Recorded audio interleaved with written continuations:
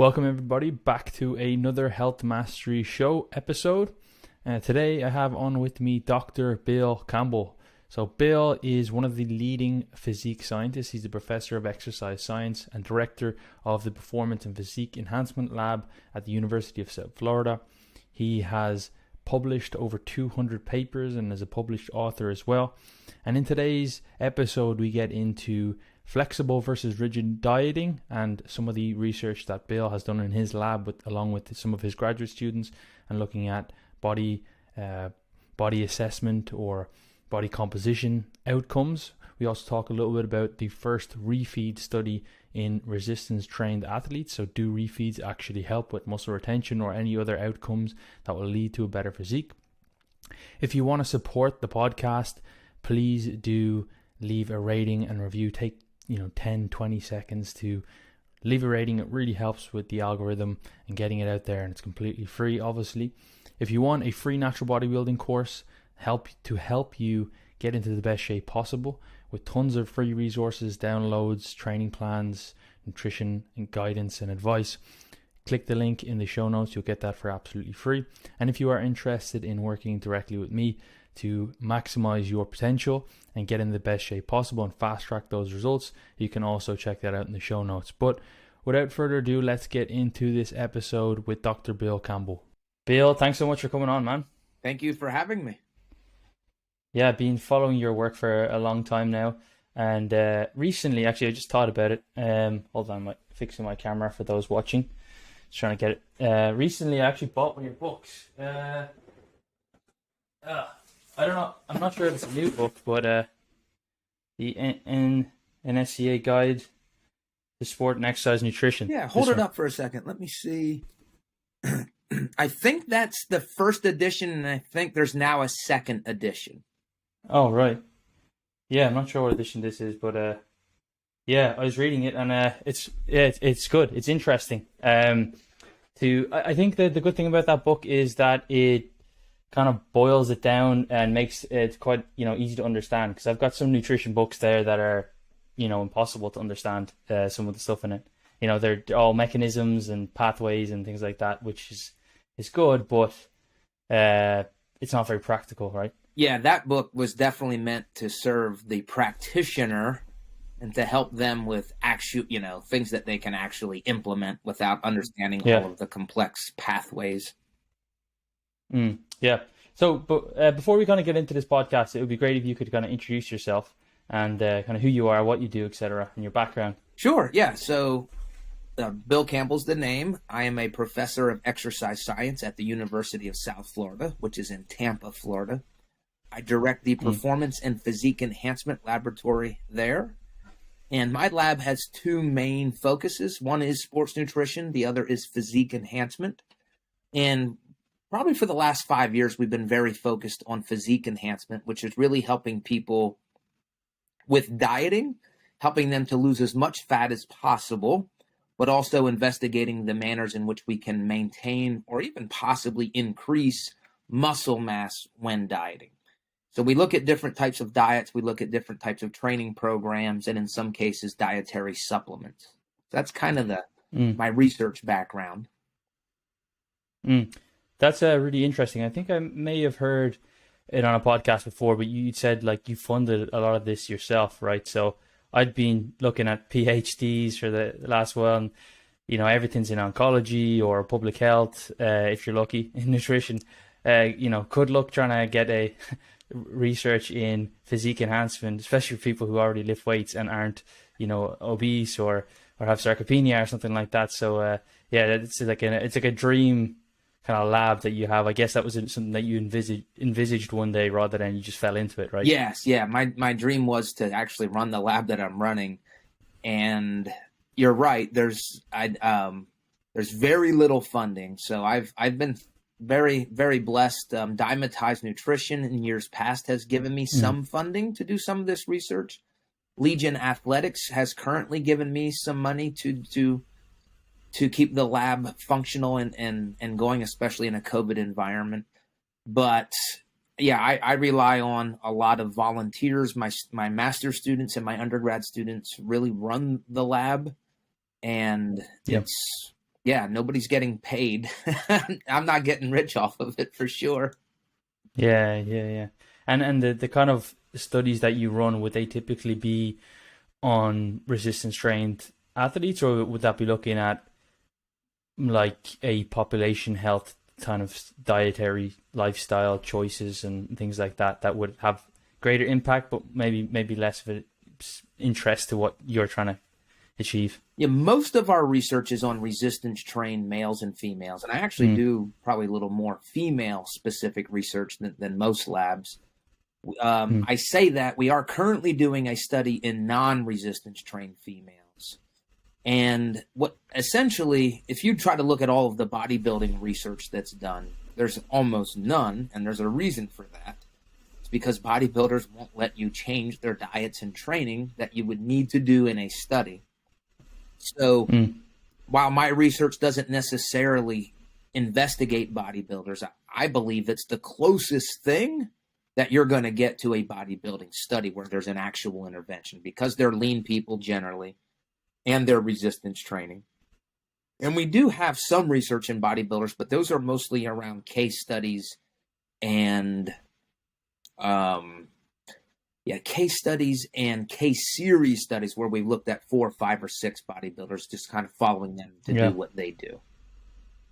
Yeah, there's some case studies, and then it's mainly like qualitative research. Yes. You know, what the bodybuilders do, and I think Andrew Chappelle has done some, or Chappell, I think he pronounces it, has looked at bodybuilding diets, and I think in even some years you cited the Rousseau paper, which is pretty famous. I think Peter Fishin has done a few like that, but yeah, I think like as a competitive bodybuilder myself, you know, there's not a hope you'd get somebody doing my diet, especially if I didn't think it was optimal, and it wouldn't. If someone told me you're going to be in either this group or a control, or a group that potentially may get you worse outcomes, like there's not a chance I'm going to diet down for that, and then come in at like, if I'm not coming in at 4% body fat, I'm not doing it. So exactly. And even then, if you did get some bodybuilders, you got to get 20, 30, 40 to have a large enough sample size to even have enough power to detect a significant difference if one exists. So it's, and I live in a city where it's very favorable for bodybuilding. There's a lot of bodybuilding in my city. And again, I've tried. What city are you in? It just hasn't worked out to get actual competitive bodybuilders. Well, what city are you based in? Tampa, Florida. Okay, so no, the Olympia is in Orlando. Yeah, right? But it's close. It's only about 90 minutes from me. Okay, yeah, it'd be super interesting to do studies on those kind of guys. Ooh, yeah. But yeah, I know that you wouldn't even get that past an ethics board, because these guys have special supplements and stuff like that. So I think Brazil, they do some studies right on assisted bodybuilders, because maybe it's illegal. I don't really know, or maybe it's legal, I should say. As long as we wouldn't be providing them, I think it would be fine if you're just monitoring what they do. That's another though massive confounder, right? Though if somebody's like using a T or T dose of testosterone and dieting down, then you have another guy who's doing the same longitudinal study, but they're using like 2 grams of various different substances. It's hard to say, well, it's because they're eating a lower carb diet, they got different results. Yeah, like that. Absolutely. Yeah. But today I wanted to chat a little bit about a paper that you were a co-author on with one of your master's students, your graduate students, around flexible dieting versus rigid dieting, and the outcomes that showed. Would you want to talk a little bit about that? Yeah, I'd love to. And before we get into it, I just want to acknowledge Lauren Conlon. She was my master's student at the time. So that was a study that she designed, she coordinated and ran the whole thing. I just advised, but that was really her brainchild. She did a really good job. And that was the first dieting study we had actually did in my lab. Oh, wow. Interesting, yeah. So I know that you used a term that, I'm not sure if this term has actually been used in a paper before, is if it fits your macros. I know that came from, I think, the bodybuilding.com forums. I'm not sure if it was Alan Aragon who actually coined it, but I know that somebody had posted or applied. I think the story is somebody kept asking could they eat cheese, and then various things which weren't sure if they were clean or unclean foods. So because cheese is kind of in the middle, I guess, depending on the type of cheese. So then somebody kept replying like, you can eat it if it fits your macros, and then it became this acronym IIFYM. So yeah, and then I guess clean eating, which your typical kind of bro foods or unprocessed foods. And would you mind going a little bit into kind of what you were trying to compare and how those diets were different? Yeah, so the first thing is the subjects that we recruited. So the subjects Yeah. were resistance trained, and I don't remember the definition that we used. That it was probably 1 or 2 years of consistent resistance training. It was also one of, I think, the only study at this time that we didn't have them resistance train in my lab, so they were unsupervised as they did their workout. So that would be a limitation of that study. Since that time, we've had all of our subjects supervised in our research studies. In addition to that, we set it up for basically asking 2 questions. We had a 10-week diet phase, and we wanted to ask the question, what happens with flexible dieting, meaning you get to choose your foods, versus a meal plan where most of your foods are given to you, but they're both dieting at the same rate? Is there a better effect for one or the other? So that was the main question. And then there was a 10-week post-diet phase where we told the subjects they could eat whatever they wanted. If they were currently dieting, they could continue to diet, or they could not diet any longer. If they were tracking their macros, they could stop, or if they weren't tracking their macros, they could start. So it was very open to what they wanted to do. So in total, it was a 20-week study under 2 phases, a diet phase and then the post-diet phase. And the groups were separated by the independent variable of how they went on their diet. So the flexible dieting group, we just told them, here's your macros. You have to eat at a 25% caloric restriction, but you choose the foods you want, with the only restriction being, or the only instruction, you have to get 2 grams of protein per kilogram of body weight. The other group, we said, you don't get to choose your foods. We're going to give you a very modified list of foods, or a short list of foods that you can choose from. So it wasn't like they had to eat the same thing for 10 weeks, but they were given a few choices, but they weren't allowed to deviate from this meal plan. And we also told them, eat 2 grams of protein per kilogram of body mass. And after 10 weeks of dieting, they both lost approximately the same amount of fat and the same amount of muscle mass that was maintained. So there really there was no significant differences in the approach that they used during their diet to lose a significant amount of fat loss. So the main question of our study was, we can answer, it doesn't matter if you follow a meal plan or if you do flexible dieting, or some people like to liberally call it, if it fits your macros. As long as you're in a caloric deficit, you will maintain, you'll be successful in your fat loss goal. I'm looking at a sample meal menu plan here, and it has your typical foods of meal 1, eggs plus egg whites, avocado, spinach, plus 1 whole wheat toast. Meal 2, chicken breast, sweet potato, broccoli, almonds. Meal 3, Greek yogurt, peanut butter, mixed berries. And meal 4 is ground beef, lettuce, and brown rice. So typical clean eating meal. So it's very interesting. Did you capture any data on if it fits your macros group were eating? Were they actually following a well balanced diet, or were they eating like Pop-Tarts and ice cream and whey protein? No, we didn't capture the types of foods they were eating. I mean, within reason, I think it was a 3-day food record at the beginning of the study and the end of the study, but we didn't report any of the specific foods. So in that group, it was mainly just their macros. So yeah, that would be another limitation. We don't know exactly what kind of foods that they took.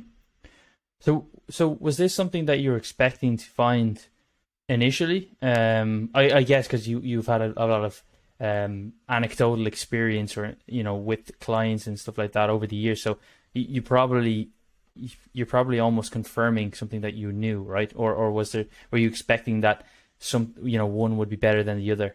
I think by the time we ran the study, at least in my mind, I kind of thought there wouldn't be a difference. But I'll tell you, early on, I don't know what year, but early in the flexible dieting introduction, I thought that if you don't eat specific foods, or if you eat, what some people would call unhealthy or junk foods, that you wouldn't lose as much weight. And over time, and I have a PhD in nutrition, and I still thought that at the time. So it's kind of interesting thinking back now, like, well, why would I thought that if the caloric deficits are the same? But I did, so this study didn't surprise me at the time, but had this study been done 2 or 3 years prior, I think it would have caught me by a little bit more by surprise. Yeah, I think it's really interesting, and again, it will really come down, I think, to depending on how those who are following the if it fits your macros restructuring their diet, because that's obviously a very broad term, right? So somebody can really, quote unquote, take the piss, where they'll eat just junk food, and I do know people who just eat junk food, but they hit their macros and they hit their protein, but they're not eating fruits and vegetables. And there definitely was a paper that I read where people were I think they're competing for a show, or getting ready for a show, and they were comparing a rigid versus flexible approach, and if people didn't have enough food choices, they were actually deficient in some certain micronutrients, which of course, as you know, can be coenzymes or cofactors for energy production, like B vitamins. Probably not a huge issue with people eating a lot of protein, but these things could perhaps affect energy and energy output, and indirectly affect calorie balance, and just there's so many different things that happen in the body and physiological processes that it's they may have an impact. But I think often people will think that I'll follow a healthy approach, or else I'm following, or if it's not healthy, then it's bad, rather than saying, okay, well, there's many shades of gray, and I can still have a good diet and still eat a cupcake or a donut if it fits my macros, rather than saying, well, because I'm following this approach means that I just fit it with as much junk food as I possibly can. Yeah, it's I agree. It's and now I don't think anybody in our space really questions the outcome of this study. I don't think anybody's surprised by it. It would have been great if we published that in like 2014. And what are your thoughts then on, because if you do follow it, and if it fits your macros approach, every time you do, let's say, and I know it's not dichotomous, because you can follow an if it fits your macros approach and still eat quote unquote clean, and many people now do have caught on to that idea of eating clean. Technically, right, both of them were kind of following a macro approach, but things like phytonutrients and flavonoids and phytochemicals, all of these things, maybe this isn't something that it's in your area of expertise, but do you think that any of these have impacts on perhaps body composition outcomes? And we know long term, like things like anthocyanins, etc., can have impacts on cognitive function in elderly people, and this is probably like very low impact over a very long time, or like over a lifetime, rather than saying, okay, 12 weeks I'm gonna eat blueberries and I'm gonna have like a super brain. But do you think that these do have an impact on body composition at all? So any of these benefits that are not necessarily essential, like they're not micronutrients or vitamins, but they have these other properties that are in plants or other foods, could they have an impact on body comp? In the recreational athlete, I don't think you're going to see I don't think you would see much of an impact in the short term, as you're saying. So, yeah, as an example, and these are just my thoughts, and I could be wrong. 2 different people go on a 12-week diet. One eats as much junk food as they can. The other person eats as much health food as they can, but protein's the same, the caloric deficit's the same, and these people are not shredded. I don't think you're going to see much of a difference in that for physique in that initial time frame. And, you know, going from, let's say, 16% body fat to 12% body fat. I do think health markers, especially over time from a highly processed diet versus a whole food diet, I think you are going to start to see some things manifest. And then over time, if you're not healthy, it's going to be harder to lose body fat, even in a caloric deficit, if you have health problems. Your motivation to train might not be as high. So I do think there could be a lot of intangible elements to a highly processed diet over time, but not in the short term. And again, and I could be wrong. Yeah, I almost wish as a coach that helps with the people that it did have an impact, because people don't get this instantaneous, this instant gratification from eating good quality foods, like fruits and vegetables. Like you said, it may not impact your physique, but it definitely does long term. And if you're following a junk food diet approach, it doesn't give you the habits that you need to have a healthy diet long term, because not everyone's going to track their macros, until the day they die. So it is a good idea to be trying to get these foods into your diet. And one thing I wanted to ask, sorry, go ahead. Just add one thing. There is research on highly processed foods and just how little they impact hunger, or how little they make you feel fuller. So there was a famous study by, I think it was Kevin Hall in a metabolic ward study. And it was a big difference from a highly processed to a more whole foods diet. So just the process of dieting, if you're going to rely on we'll just use the term junk foods, yes, you may be able to lose the same amount of fat in the short term, but you're probably going to suffer a lot more in the process, because you're not going to feel as full. That those foods aren't going to help with your hunger as much. So there is that, what I would say, a very practical consequence of choosing wholesome foods versus highly processed foods in your diet. Yeah. I mean, when I'm coaching people to do natural bodybuilding shows, I always tell them you're going to have to like fruits and vegetables, because when you're eating 1,600 calories, you're not eating Snickers bars. I know they can fit in your macros, but you don't want to be starving because you won't be able to sleep or train. Yeah. So fruits and vegetables, not because they're healthy or good for you, but because they're high in food volume, high in water, high in fiber, and they don't have much calories.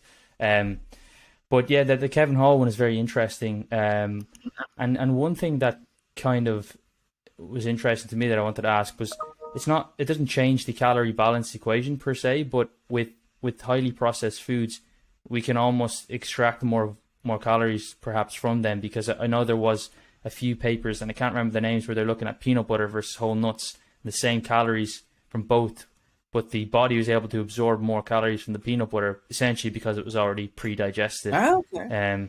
So I can send you that paper after, but it's very interesting. So it was actually used in favor of peanut butter for endurance athletes, because if you're running the Marathon des Sables in Morocco, and you can't eat 15,000 calories a day, you don't want to be excreting calories that you've consumed, because it goes through your GI tract, etc. So so little things like that. That's why I'm kind of surprised almost that there wasn't a little bit of a difference, because the the unprocessed foods, they're not as refined, so you can't maybe perhaps extract as much calories from them, because more passes through intact almost, to be visual.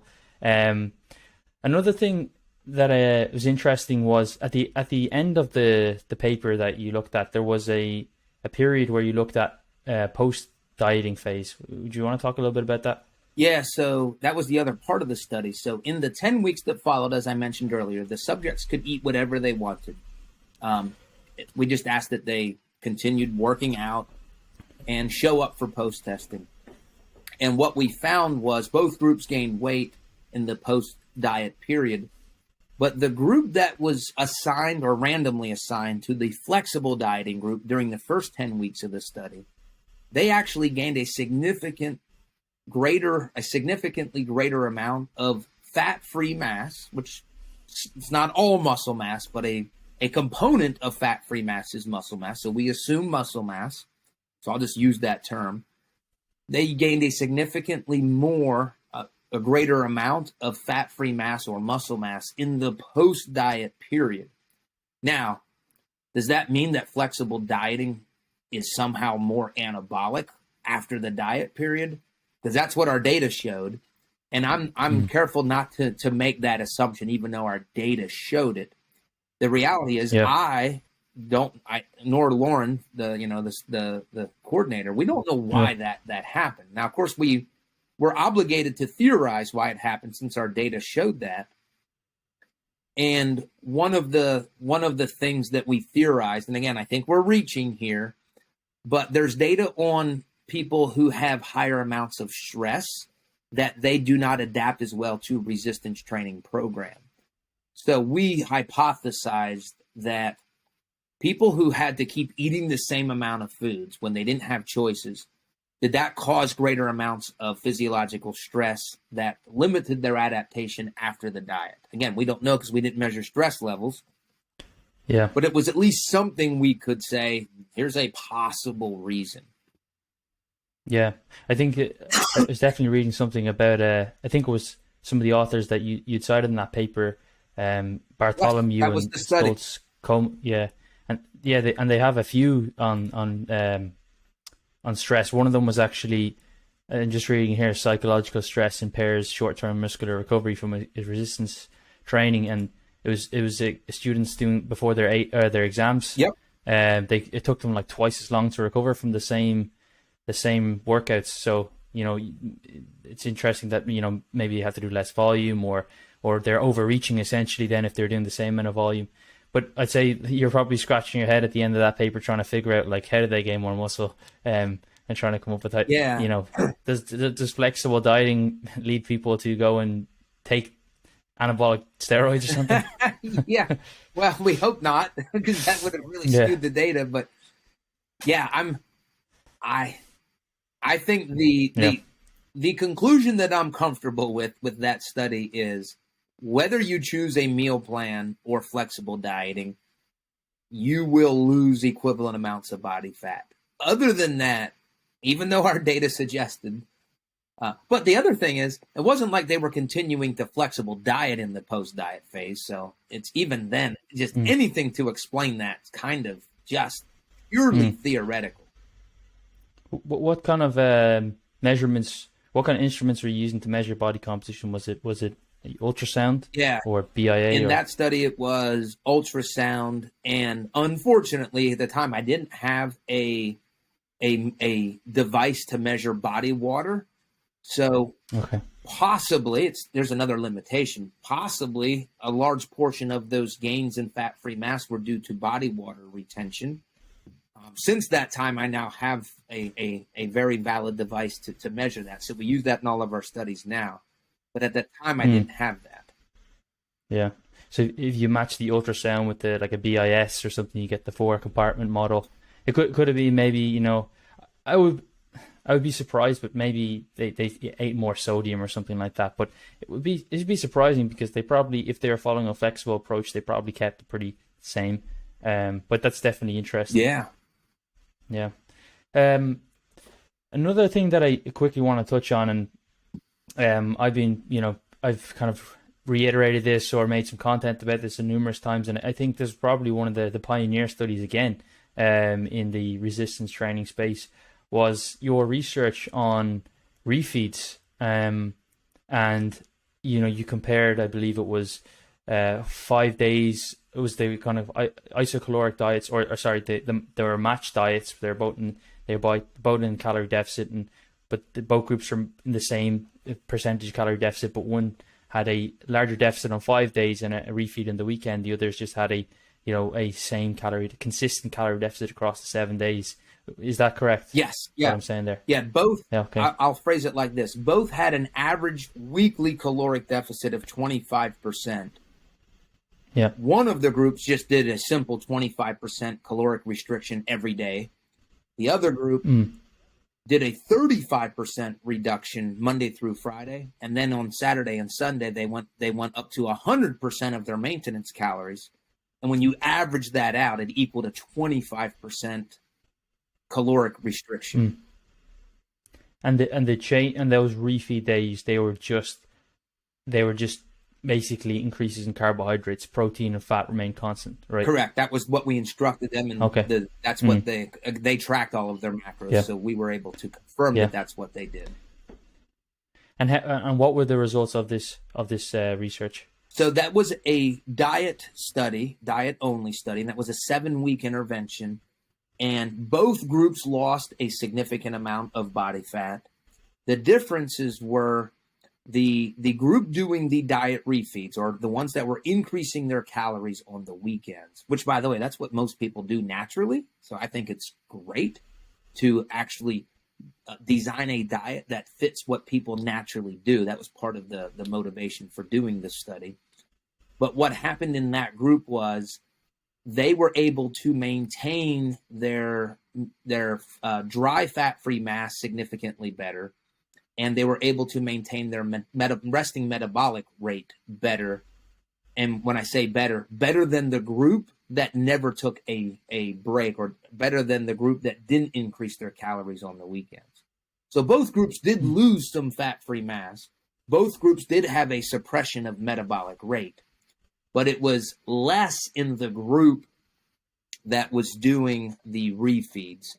And in that study, we did account for body water. That was very important that you do it in that kind of study, because when you're dealing with weight loss and carb manipulations, you have to account for glycogen and the water retention that happens with increased glycogen levels. So that was one of the main caveats, was let's account for any glycogen. And we did that by doing a measure where we accounted for the body water, and then that left dry fat-free mass. And that's mostly protein. I mean, by definition, that's just protein and mineral content that's in the body. And that was significantly retained in the group that increased their calories on the weekend. And one other thing about that, the metabolic rate actually confirms that they likely maintain more muscle, because metabolism is a proxy for muscle mass. So the number one predictor of your resting metabolic rate is your lean body mass, or your fat-free mass. So if you're going to have a higher amount of muscle mass, you would anticipate a higher resting metabolic rate. And we had that in the study. So both of those measures, one was more direct with the ultrasound and the dry fat-free mass compartment, but the resting metabolic rate data also kind of confirmed that they maintained their dry fat-free mass better. How did you measure dry fat-free mass? Is that biopsy or? No. So that's simply, it's a 2-compartment model. So ultrasound tells us how much fat they have. And then from that, we know how much fat-free mass they have. Then we used bioelectrical impedance. We had an in-body 570. Okay. That tells us how much body water they have. And then you just subtract that out, and that leaves your fat-free mass minus the water. That leaves something, a term that Siri, I forget the first name of that author, but the famous body composition researcher, the term that he used to describe that was dry fat-free mass. And that's really just protein, which is your contractile tissue mainly, and mineral content. So when you combine those two methods, that then becomes a 4-compartment model, right? I believe it's a 3-compartment model. If we had DEXA and then we measured bone mineral content, then we would have had a 4-compartment model. Okay, gotcha. Yeah, that's really interesting. And just curious, how come you didn't use the ultrasound and the BIS for the flexible versus the rigid dieting? Was it a different lab, or no? We did use the ultrasound for our 2-compartment model. So we used the ultrasound for fat mass and fat-free mass. I just didn't have the BIA to account for the total body water. So we that study published with a 2-compartment model. And did you do any psychological measurements of like people's mood or how they felt when they were doing the refeed versus non-refeed? I'm trying to remember. I don't think we did mood. We didn't do a profile of mood states. We may have done a 3-factor eating questionnaire in that study, but I don't. If we did, I don't think there was any differences between the two groups. Because if you talk to any bodybuilder that's doing a diet for, like in natural bodybuilding especially, you're recommended that you diet for at least 20 weeks, depending on how much fat you have, but probably even more. And you know, telling somebody that you're going to be in a deficit for 6 months straight, That's right. You know, good luck. Versus, okay, we're going to push for Monday to Friday, you know, because like you said, most people still have normal lives, so their weekend's a bit more social or something. But on the weekend, we're going to have a bit more carbs. You know, they can dig for, you know, they can push on Thursday and Friday if they know, okay, Saturday I'm going to get a big refeed now and I can eat more carbs and I'm looking forward to that, and then, you know, start it again, rather than saying, okay, I'm 20 weeks out, so I'm just going to diet for 20 weeks. It's a lot more difficult. So I think that's probably one of the major benefits, is even if there was no difference in muscle retention, it's the psychological benefit. And even in your kind of general population, I think having a refeed, I know people tend to want to have cheat days or cheat meals, but having a light at the end of the tunnel, it's a little bit more sustainable. Yeah. And I can appreciate the psychological for myself. Like I've done bodybuilding, one show in my past, but I do diets a lot just because I experiment. And just the idea of, I get to increase my calories, man, that's such a relief, and it's so enjoyable.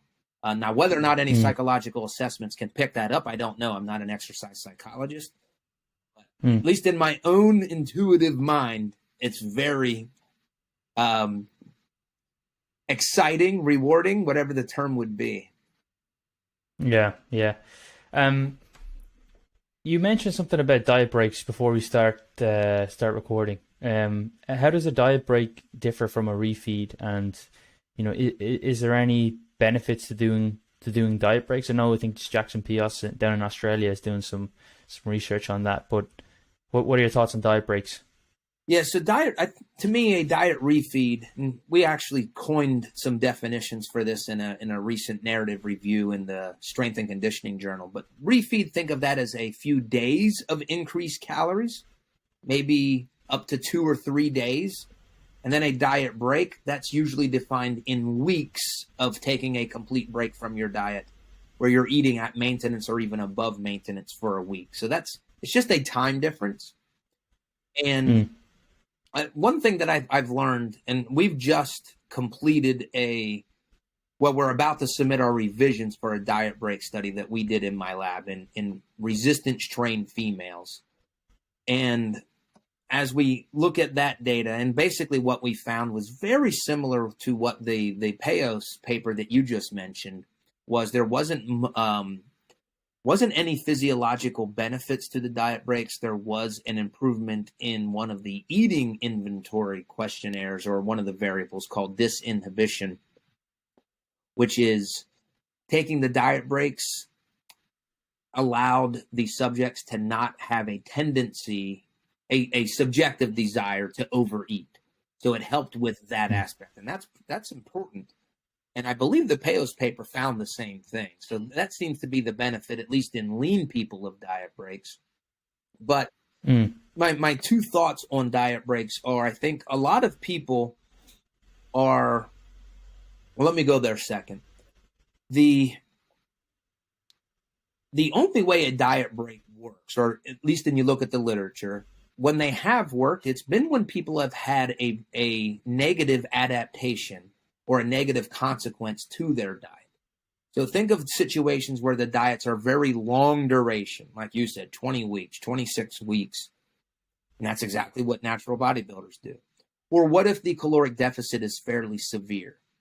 So when you have those situations where you're going to start to have a suppressed metabolism, or you're going to start to have weight loss plateaus, or you start to lose lean body mass, once those things are introduced, that's where the utility of a diet break is helpful. So in the Payos study and in our own recent research, we didn't find a benefit, an overt benefit for diet breaks. But if you look at the amount of fat loss or the length of the studies or the severity of the caloric deficits, the diets didn't induce a negative consequence or a negative physiological outcome. So you're trying to put something that is supposed to, quote unquote, fix a diet when nothing's broke. So I think the utility for a diet break, if it is going to be effective, it needs to be in a situation where either the severity of the caloric deficit is high or the duration of the diet is very long. Without those two things, I don't think you can expect diet breaks to do anything. The second conclusion that I have is I think a lot of people will look at the PAO study or our study, which is going to be published hopefully within the next few months, and they'll just say, yep, these are worthless, like they're not helpful. And I think that's a very short-sighted view of them. They didn't cause weight gain, so there's no harm from a diet break. And as we just mentioned, if you're just tired of dieting and you want to take a break, the research would suggest you can do that without guilt and without a fat regain. So I think it's a beautiful approach. Now, maybe for competitive bodybuilders, that's a whole different issue.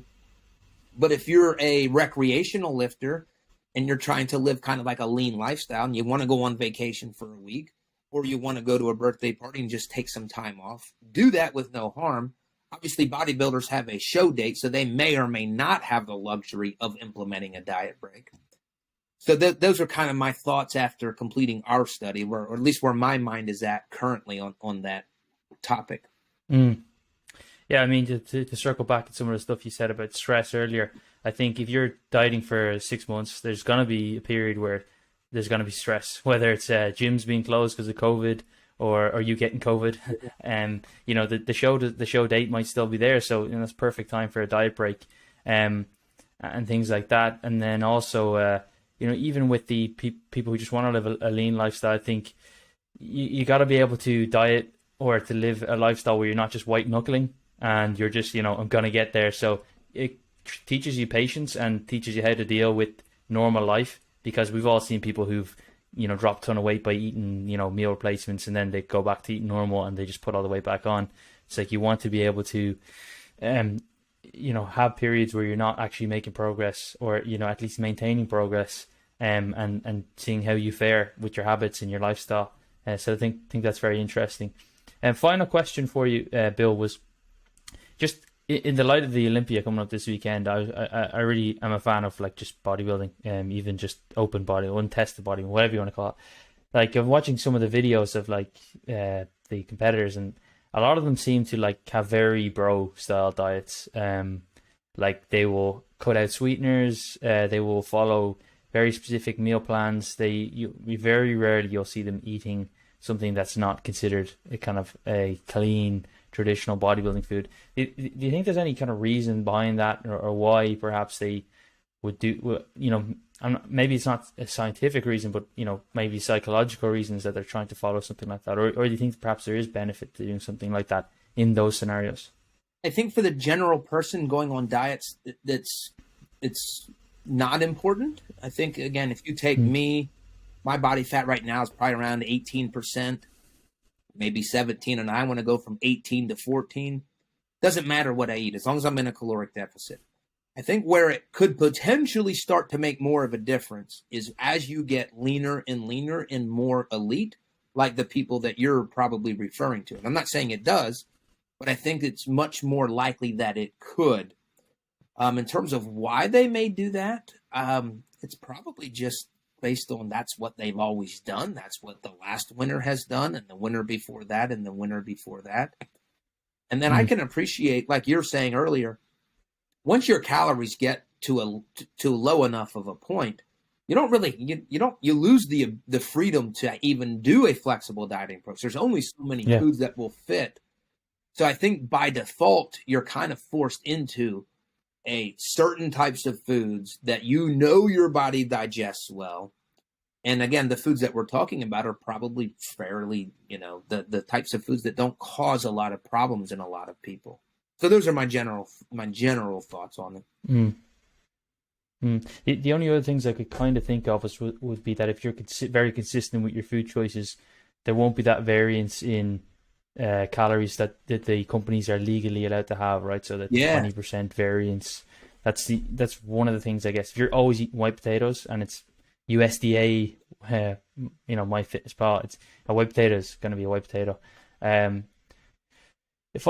know I said a final question, but to wrap up, if you had like as much money as possible in the world, what kind of research would you like to see in this field? Like, what would you like to do if you had all the equipment, and like what's not being done that you would really like to do? Yeah, I think I would probably, if I had, a couple $100,000, would be to do a metabolic ward study, very similar to what I do now. So give them access to a weight room, but just monitor every gram of food that goes into the bodies. That way there's no variability in what they track or what they're estimating. So just so we could be more precise on caloric deficits. Something that's very interesting to me now is the concept of concurrent training. So you have this bodybuilding lifestyle. How much do you need to fear additional aerobic activity in losing muscle mass? So obviously your main goal is to build muscle mass, but you also want to be lean. The two best ways to do that are caloric deficits and added aerobic exercise. So that's something that I would also want to explore further. And just track everything, like hormones, everything. Would it be track everything, or would it be specific? Yeah. So yeah, I'm actually just about to go play basketball, so I know I won't be training legs tomorrow, so hopefully I don't lose too much size in them. Well, I don't. So I don't think you will. So where can people find more about you and your work? Yeah, the only place that I'm really active on social media is Instagram. So if you can follow my Instagram, it's at Bill Campbell, PhD. And I put a lot of education stuff on there. I talk about my research. And if you like sports nutrition and you like bodybuilding and you just like losing fat, then that's everything that I put out there. It's fat loss, building muscle, and sports nutrition types things. Awesome. I'll link that down below, and I'll link the papers that we talked about, because I'm pretty sure both of them are open access as well. Yes, yep, they both are. Awesome. All right. Great to have you on, Bill. Thanks so much. Yeah, thank you very much.